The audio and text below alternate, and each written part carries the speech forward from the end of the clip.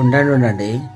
ఈ తల్లిని చూడండి, తన బిడ్డ బయటికి వెళ్తున్నా అంటే తనను గమనించి జుట్టు చూసి ఆ బట్టలు చూసి తీసుకెళ్ళి జుట్టేస్తుంది చూడండి. ఇలా ప్రతి ఒక్క తల్లి పిల్లలపైన ఫోకస్ చేసి నా బిడ్డ ఇలా డ్రెస్సింగ్ సెన్స్ ఉంది, ఇలా జుట్టు హెయిర్ స్టైల్ ఉంది అని చెప్పేసి కేర్ తీసుకుంటే కొంతమంది ఆడపిల్లల పైన అయినా అఘాయిత్యాలు ఆపొచ్చు.